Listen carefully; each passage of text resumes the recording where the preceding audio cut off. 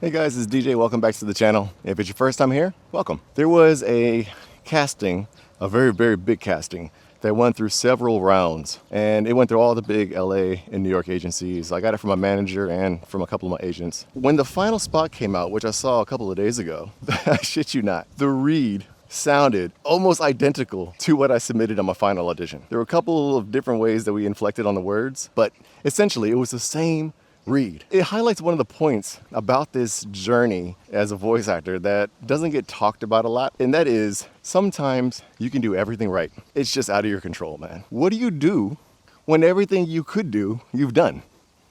You just let it go. I remember early on, it used to frustrate me to no end. It's like, why can't I book this damn job? That is exactly what I did. In the interview that I had with Robert Starling, he owns a production agency and they deal with like commercial and corporate narration and stuff. And I asked him about what does the casting process look like from his end as a producer. When he's casting, every single one of those voice actors is qualified to do the job. They are excellent actors. He knows they give good reads. But ultimately, it depends on what the client wants. And a lot of the time, the client doesn't even know what they want. And so when they hear our auditions, they're like, ooh, that was nice.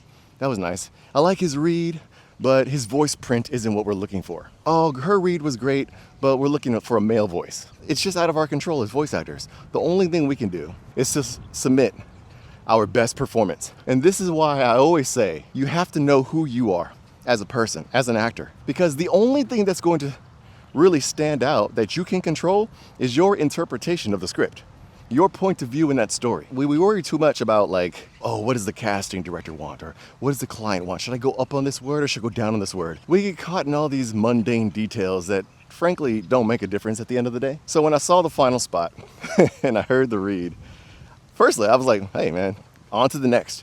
She got this one, maybe I'll get the next one. That's the attitude I carry. But for those of you who are in this, it's your first or second year, maybe you just landed an agent. Maybe you've gotten auditions from, some direct marketing or whatever, and you haven't quite booked anything yet. I'm not saying that your performance doesn't need work. I'm not saying that at all. My challenge to you is to not overthink what you're submitting. The only thing we can control is what story we're telling. What is our point of view?